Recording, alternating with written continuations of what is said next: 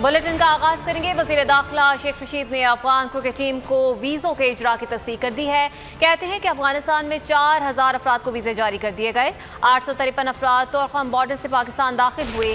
पाकिस्तान आने के ख्वाहिशमंद सिफारत खाने से राबता कर सकते हैं। उन्होंने मजीद कहा कि तोरखम बॉर्डर पर लोगों को ला रहे हैं। लोगों को काबुल एयरपोर्ट तक लाने की जिम्मेदारी पाकिस्तान की नहीं है। अफगान तालिबान ने यकीन दिलाया है कि अफगानिस्तान की सरजमीन पाकिस्तान के खिलाफ इस्तेमाल नहीं होने देंगे। अफगान मुहाजिरीन के हवाले से कोई फैसला नहीं किया गया। वजीर दाखिला ने कहा कि अफगानिस्तान के हालात की वजह से सी पैक मजीद अहमियत इख्तियार कर गया। सी पैक के खिलाफ आलमी साजिशें हो रही हैं। भारत सी पैक पे कामयाबी नहीं चाहता। बाज दस्ताने पहने हाथ नहीं चाहते कि सी पैक आगे बढ़े। सी पैक कंपनियों को सिक्योरिटी पाक फौज फराहम कर रही है। तालिबान को शहीद वालिद का खून माफ कर सकता हूँ। अहमद मसूद जूनियर कहते हैं कि ताकत के जोर पर हमें कोई नहीं झुका सकता। आगे बढ़ने का वाहिद रास्ता मुज़ाकरात हैं। तालिबान ने मुश्तरका हुकूमत के क़याम के लिए कोशिशें भी तेज़ कर दी। नई हुकूमत के क़याम का ऐलान भी जल्द मुतवक्को है।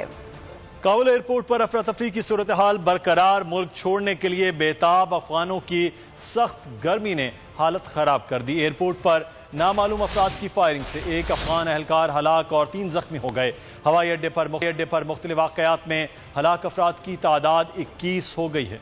तारीख बताएगी कि अफगानिस्तान से इनखला का फैसला दुरुस्त था। अमरीकी सदर जो बाइडन कहते हैं कि दाइश खिरासा ग्रुप के हमलों के पेश नज़र अफगानिस्तान से इनखला का ऑपरेशन तेज कर दिया है। 31 अगस्त तक तमाम अमरीकी शहरियों और इत्तेहादियों को काबुल से निकाल लेंगे। तालिबान पर पाबंदियों के लिए G7 ममालिक की अहम बैठक कल होने का इम्कान है।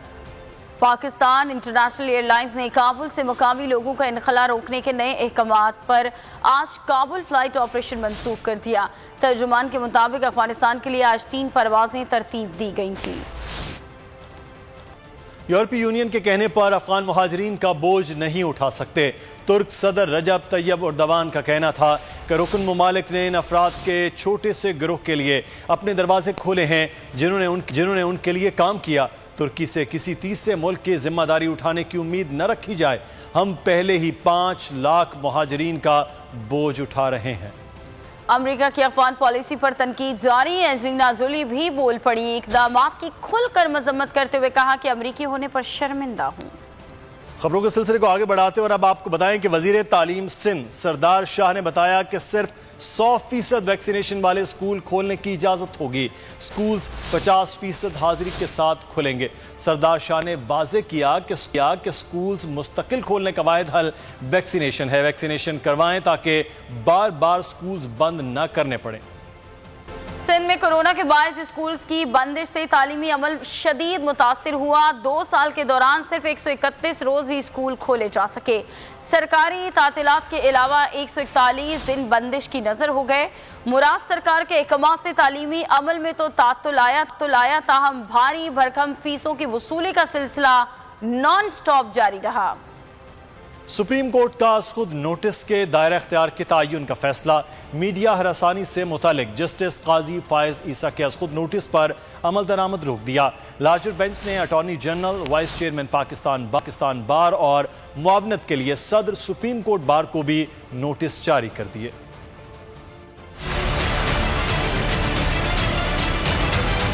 अस्खुद नोटिस के दायरा इख्तियार के तयन का फैसला। सुप्रीम कोर्ट ने शराकतदारों को नोटिस जारी कर दिए। क्या अस्खुद नोटिस चीफ जस्टिस के अलावा भी कोई ले सकता है? इस मामले को देखेंगे। आमतौर पर चीफ जस्टिस या किसी बेंच के अस्खुद नोटिस की रिवायत मौजूद है। मीडिया हरासी अस्खुद नोटिस के दोबारा जायजा केस में सुप्रीम कोर्ट के रिमार्क्स जस्टिस काजी फाइज के अस्खुद नोटिस पर अमल दरामद रोक दिया। अदालत ने रिमार्क दिए कि अस्खुद नोटिस के इख्तियार के तयन के लिए असल शराकतदारों को सुनना चाहते हैं। अटॉर्नी जनरल, सदर supreme bar, vice chairman Pakistan bar council मामलत करें। अदालत ने तमाम शराकतदारों को बुला लिया। केस की समाअत बुध से होगी। और कराची में पब्लिक ट्रांसपोर्ट के सबसे बड़े मंसूबे की तैयारियां। रेड लाइन बस मंसूबे के आगाज में तमाम रुकावटें दूर।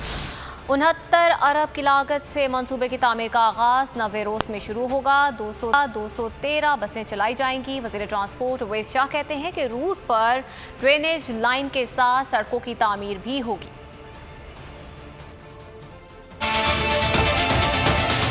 آرام دہ ٹرانسپورٹ سسٹم کی جانب ایک اور قدم۔ کراچی میں 15 سال بعد پبلک ٹرانسپورٹ کے سب سے بڑے منصوبے کی تیاری۔ سندھ حکومت نے ریڈ لائن منصوبے کے آغاز میں تمام رکاوٹیں دور کر دی۔ تعمیراتی کام کے معاہدے پر ٹرانس کراچی اور کنسٹرکشن فرم کے نمائندے نے دستخط کر دیے۔ 78 ارب روپے کی لاگت کے ریڈ لائن منصوبے کی تعمیر کا آغاز 90 روز میں شروع ہوگا۔